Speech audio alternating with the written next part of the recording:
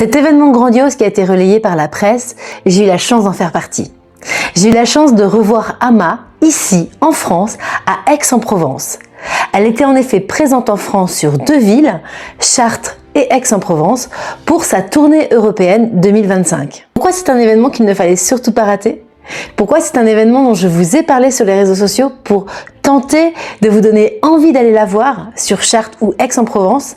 Eh bien tout simplement parce que Ama est considéré comme un maître spirituel. Rencontrer un maître spirituel vivant, c'est vraiment une opportunité qu'il faut saisir.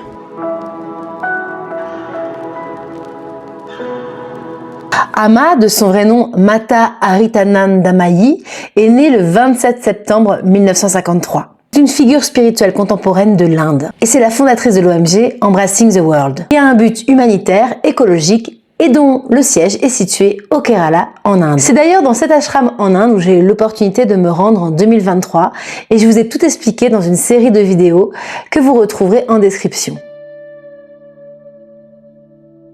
Ce mot un petit peu long, on va le simplifier en l'appelant tout simplement Ama, ce qui signifie mère. Ama est de naissance hindoue, mais elle aime bien dire que sa religion, c'est l'amour. L'enseignement repose sur les voies traditionnelles de la non-dualité et de la dévotion. Elle parcourt le monde justement pour transmettre ses enseignements et là, elle n'était pas revenue en France depuis 2020. Vous vous en doutez, à cause du Covid, son dernier voyage datait de 2019.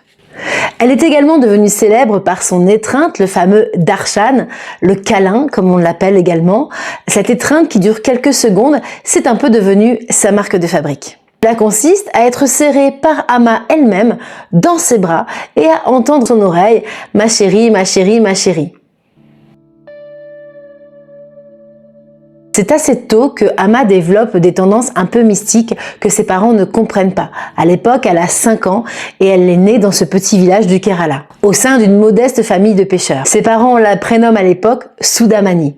Ces petites tendances mystiques se présentent par du vol de beurre qu'elle va offrir aux mendiants ou encore de vol de lait qu'elle va distribuer aux pauvres, un peu comme le faisait Krishna dans la mythologie hindoue. À cause de ça, ses parents vont lui infliger de mauvais traitements et elle va rapidement devenir la servante de ses voisins. Elle interrompt ainsi l'école à l'âge de 10 ans. Vers l'âge de 13 ans, elle aurait reçu sa première extase et en 1975, à l'âge de 22 ans, elle obtient une sorte de libération appelée Moksha suite à une intense période d'identification à ce fameux dieu Krishna. Finalement, c'est à la suite de différents problèmes avec sa famille qu'elle décide de quitter le toit. La légende raconte que ce sont les animaux eux-mêmes qui furent ses compagnons dévoués et qui lui apportèrent de la nourriture.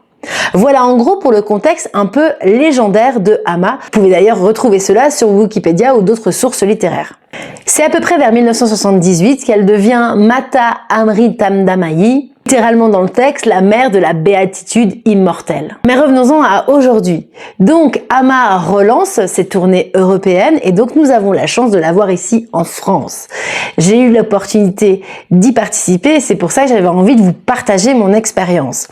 Forcément, j'avais envie de la revoir. Quand vous avez passé quasiment 1 mois dans son ashram en Inde, vous l'avez vu tous les jours, que j'ai effectué certains rituels, que j'ai reconnu Ama comme maître spirituel, il reste une connexion que je ressens pas aussi fortement que certaines personnes qui en parlent.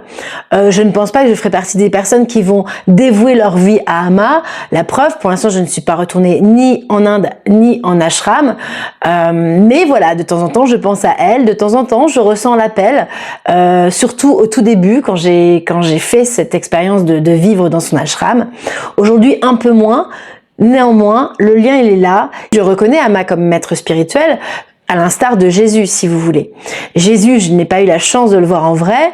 Là, j'ai la chance de voir, de toucher, de rencontrer Ama, de vivre cette expérience en ashram. Donc, pourquoi m'en priver ? Même si je prône une spiritualité plutôt sans dogme, cette spiritualité sans dogme, elle me permet justement d'accueillir tout ce qui existe, de l'observer, de voir ce que ça réveille chez moi ou pas, et de vous en parler aujourd'hui. Spiritualité sans dogme, on ne s'enferme pas avec un dieu, plusieurs dieux ou avec rien. Finalement, tout est ouvert. Vous y mettez ce que vous voulez. En tout cas, moi, c'est la spiritualité aujourd'hui que je vis. Donc, chez moi, dans mon porte-monnaie ou ailleurs, je vais aussi bien avoir des représentations de Jésus ou de Ama ou de d'autres divinités ou déités selon la culture, la religion ou autre. Quelque part, je m'inspire de tout cela, de leurs enseignements, et je prends ce qui m'arrange en fait.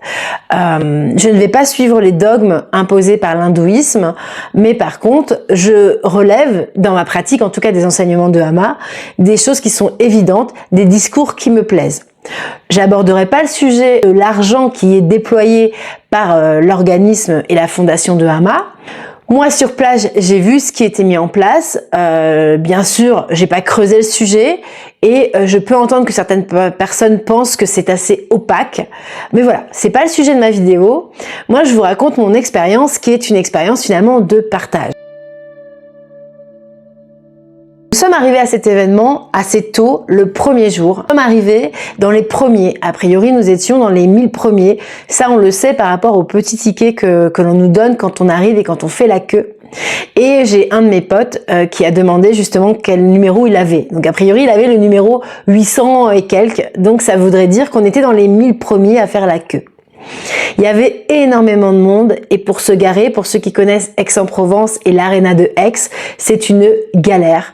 On a un parking qui fait, je crois, je sais plus s'il fait 200 places ou s'il fait plus de places, mais ce jour-là, en tout cas, il y avait déjà 200 places de réservées pour les bénévoles et pour les gens qui officient, en tout cas qui aident l'événement de la tournée à avoir lieu. Donc autant vous dire que pour les gens comme nous qui venons voir Amma, il n'y avait pas de place. Forcément, ça a été un enchevêtrement de voitures garées n'importe où. Et nous étions dans un petit chemin qui n'était pas fermé au moment où nous nous sommes garés. Et plus tard, on reviendra peut-être plus tard dans la vidéo, on a dû la déplacer pour s'éviter un PV et un embarquement des forces de l'ordre. Voilà pour déjà l'entrée en matière. En plus, dans cette énorme allée, on ne nous autorise pas ni à avoir de la nourriture, ni à avoir de l'eau. Donc nous, je sais que quand on a eu cette information, parce qu'on avait déjà un pote qui était arrivé, on a fait demi-tour et on a reposé nos sacs. Parce que dedans, j'avais de quoi manger pour la journée, j'avais de quoi boire, en tout cas de quoi grignoter.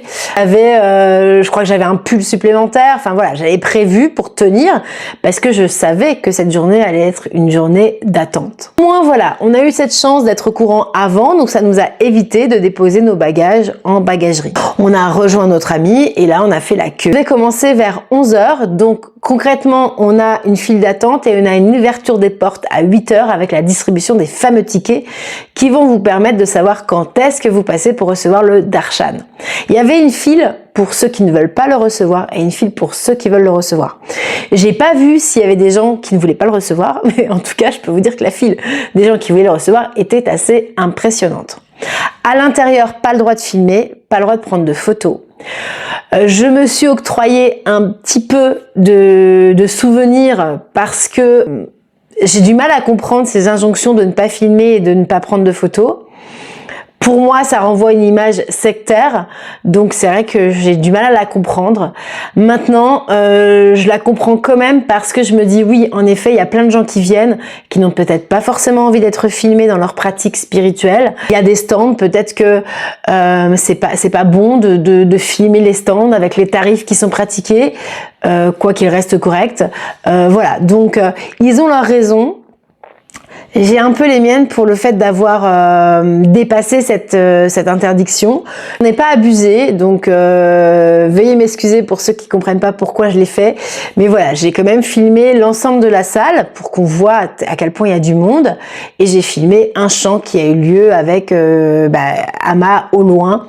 Nous, on était relativement bien situés sur le côté, mais relativement bien situés quand même. Nous n'étions pas trop loin et nous avions vraiment Amma dans l'axe. Je sais pas si j'aurais aimé être devant elle.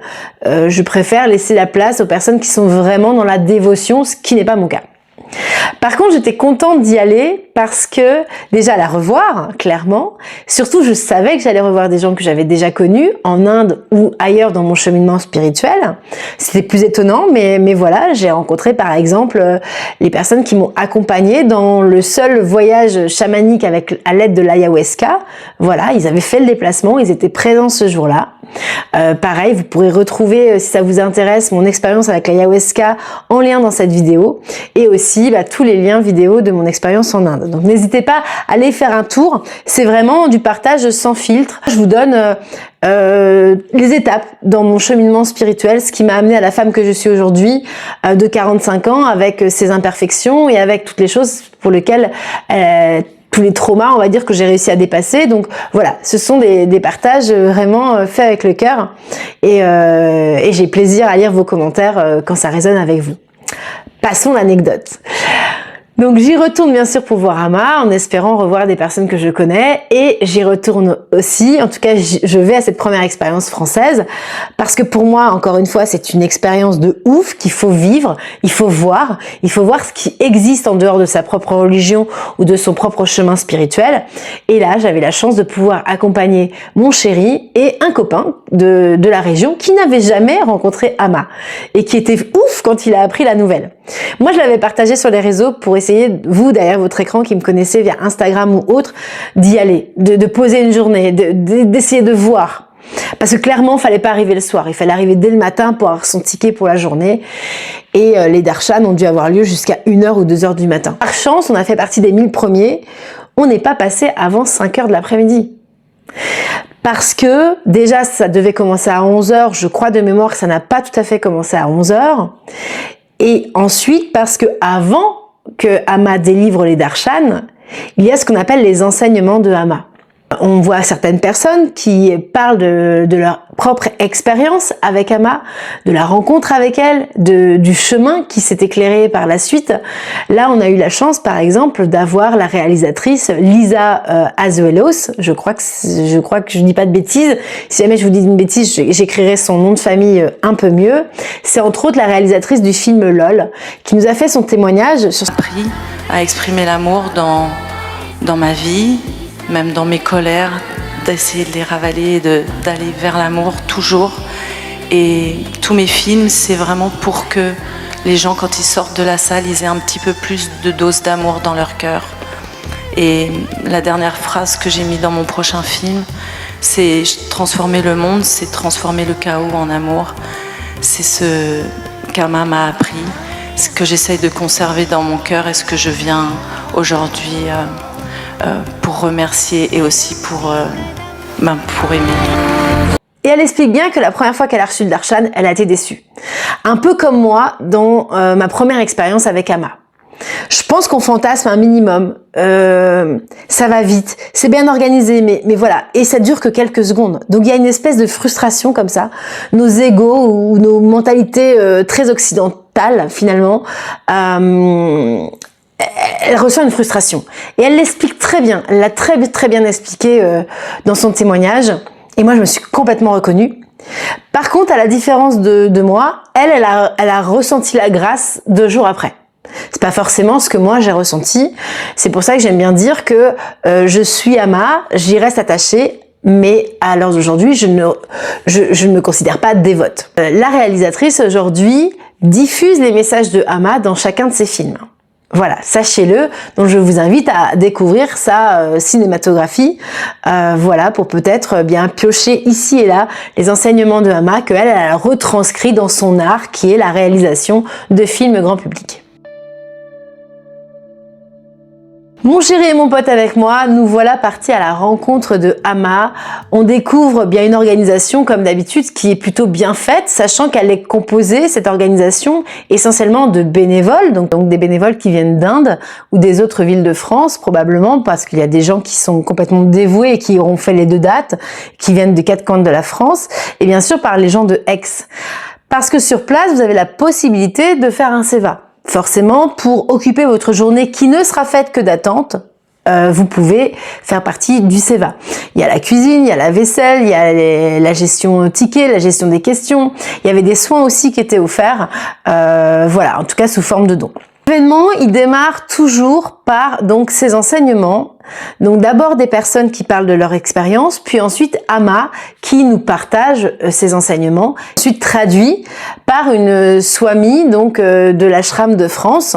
Je vous inscris le prénom ici parce que je l'ai pas sous les yeux et parce qu'il est un petit peu compliqué pour moi de le citer sans accrocher, donc je préfère vous l'écrire. Sachez qu'elle vient d'écrire un livre, donc voilà, ça peut être l'occasion de découvrir ses enseignements, en tout cas sa propre expérience. Déjà ça dure une bonne heure, et pendant cet instant-là, moi j'ai mon chéri qui est parti, qui est parti pour déplacer la voiture, parce qu'il y a déjà eu une annonce, et les policiers et les organismes pour retirer les voitures, qui donc voilà, on nous a prévenu qu'il fallait retirer les voitures garées sur cette petite rue, et bah, pas de chance, on était justement dessus.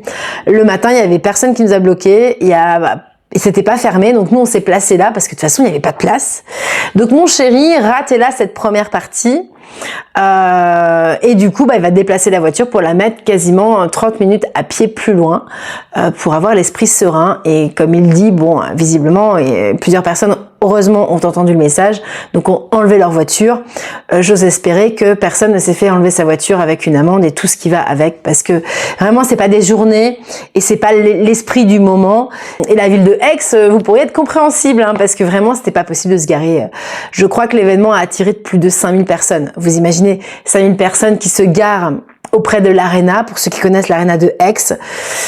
Voilà, on peut pas faire mieux que ce qui nous est proposé autour, et il y a rien. Donc voilà, il faut bien se garer où on peut. En tout cas, il est revenu suffisamment tôt pour participer ensuite à la méditation, une méditation très connue de Amma, avec ces petites fleurs blanches qui tombent sur nous. Voilà, très intéressant à vivre, surtout à plusieurs. Et ensuite démarre ce qu'on appelle les chants. Donc on a les musiciens qui s'installent et on a des chants dévotionnels qui s'installent. Donc là on chante pendant quasiment 45 minutes, 1 heure. Enfin moi en gros c'était le schéma structurel d'organisation que j'avais en tête de l'Inde, et là ça s'est passé approximativement de la même manière. Donc on sait que pendant 45 minutes, 1 heure on va chanter. Donc nous on en a profité pour manger, parce que mine de rien bah, il était déjà midi voire 13h. Beaucoup de monde, donc on a choisi plutôt l'option snack pour le début de la journée, sachant que on ne pouvait pas emmener la nourriture ni les boissons à l'intérieur de la salle, donc on était obligé de manger à l'extérieur.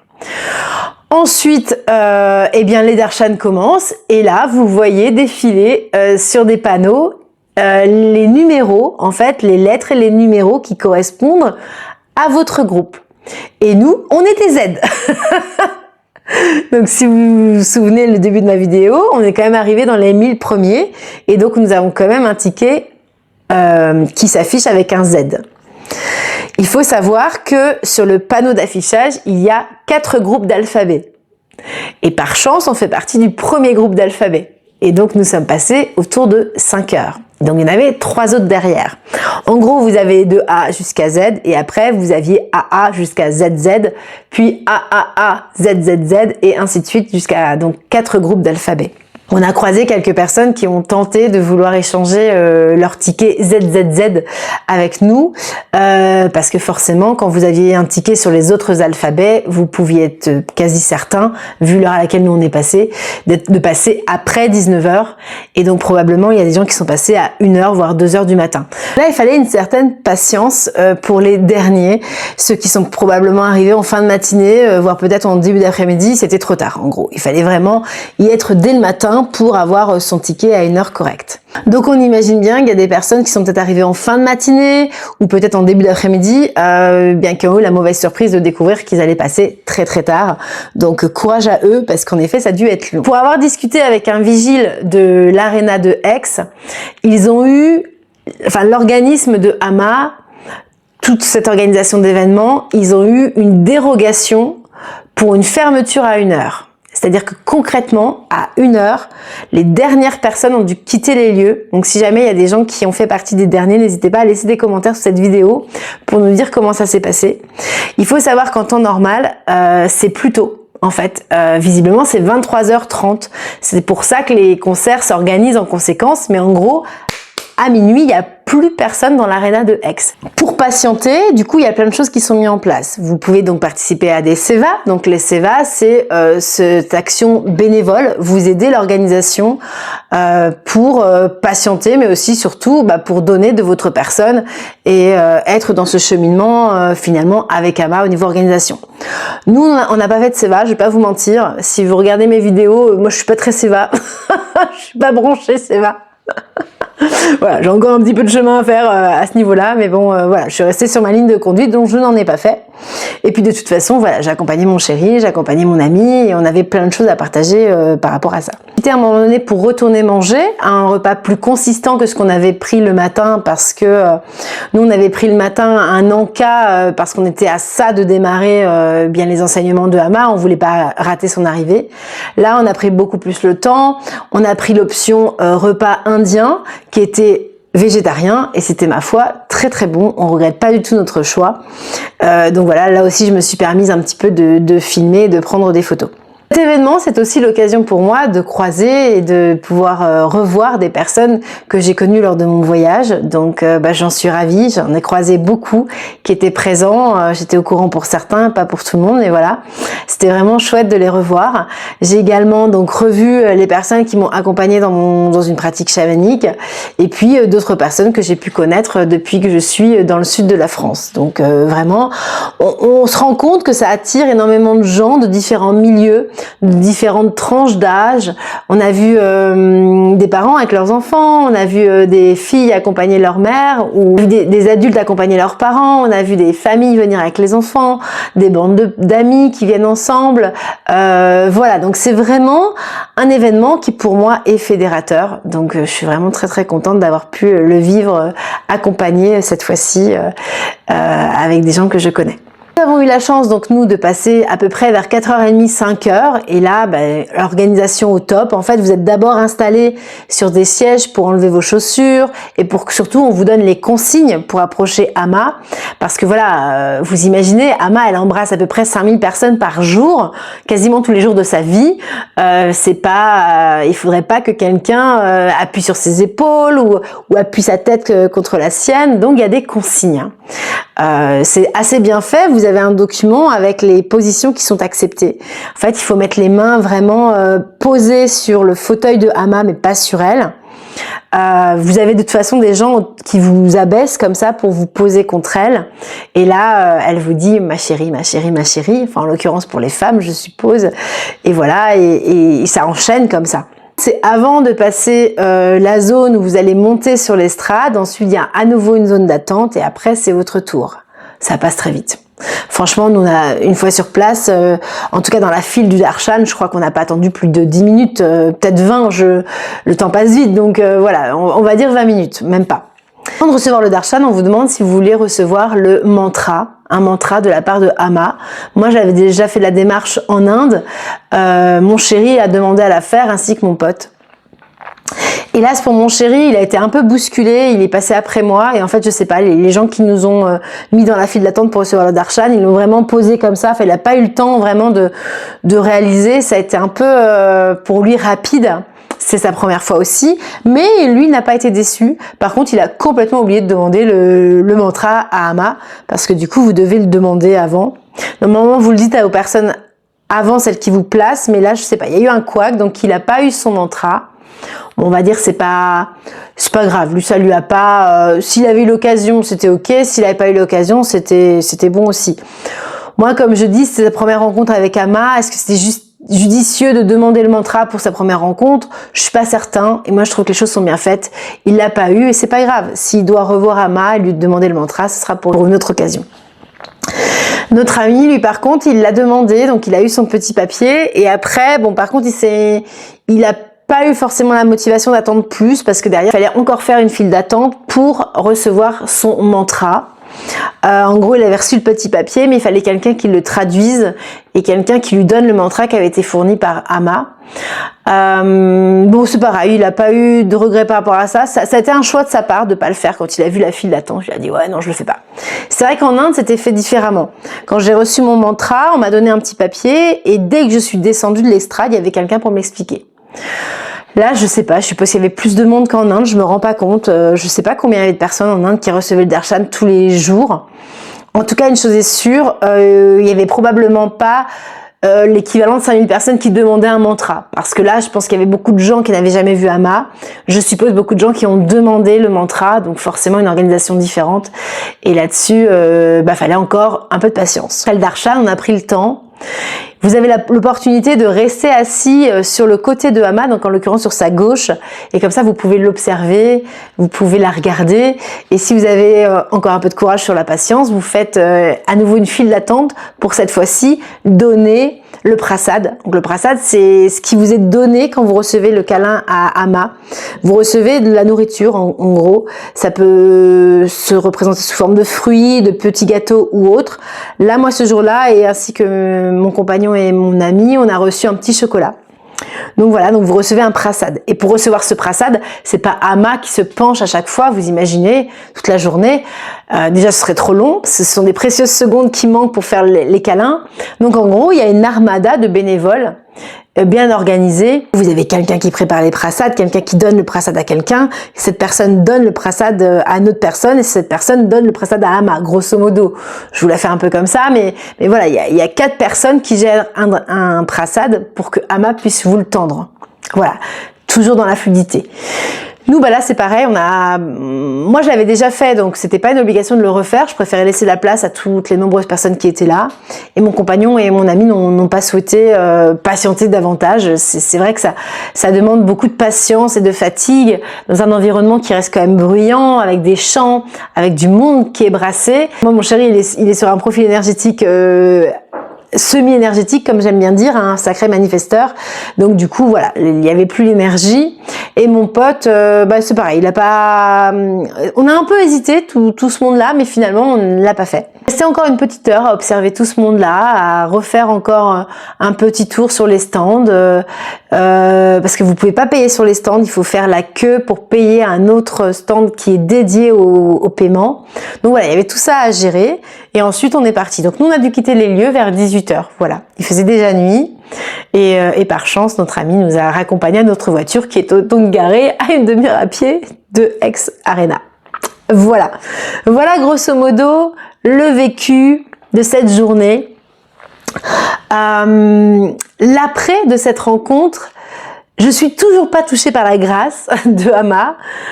Néanmoins, je note que dans la nuit, j'ai comme reçu, c'est pas la première fois que j'ai ce genre de ressenti quand je reçois un soin énergétique ou des fois ou autre, quand je fais des expériences un peu comme ça. Mais grosso modo, c'est comme si j'avais un défilé, vous savez à la Matrix, c'est un fond noir avec des codes comme ça qui descendent. Donc moi, toute la nuit, j'ai encodé quelque chose. Quoi, comment, qu'est-ce que ça raconte? Je pourrais pas vous le dire. Qu'est-ce que ça m'a apporté dans ma vie de tous les jours? Pour l'instant, rien. Si ce n'est que je crois qu'après cette rencontre, parce que ça fait déjà 3 semaines bientôt, c'est vrai que j'ai eu un regain d'énergie pour l'événement que je suis en train de préparer pour janvier. Je vous en dirai bientôt plus très vite ici, un événement sonore. Voilà, donc ça m'a donné comme une nouvelle impulsion. Hasard, coïncidence, je ne sais pas. En tout cas, ça a été mon expérience à moi.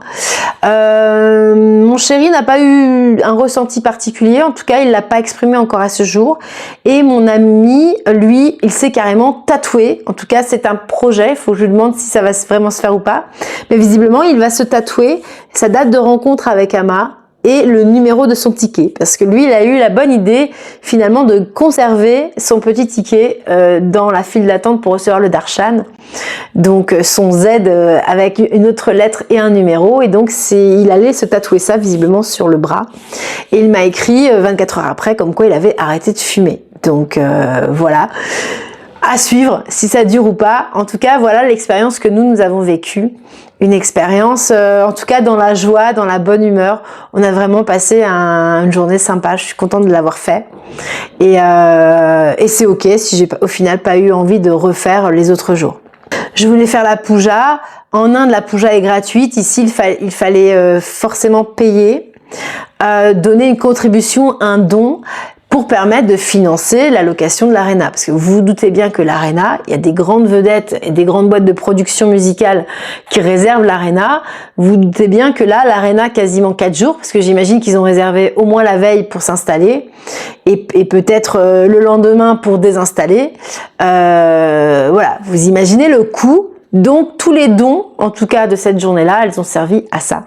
Donc, les pujas étaient payantes. Pour moi, ça a été un frein parce que je pense pas pouvoir m'aider moi-même ou aider les autres si financièrement je me mets à mal. Je vous remercie d'avoir regardé cette vidéo jusqu'au bout. N'oubliez pas, vous avez tous les liens dans la description de cette vidéo pour retrouver mon expérience dans l'ashram en France et également dans l'ashram en Inde où j'y ai passé un mois.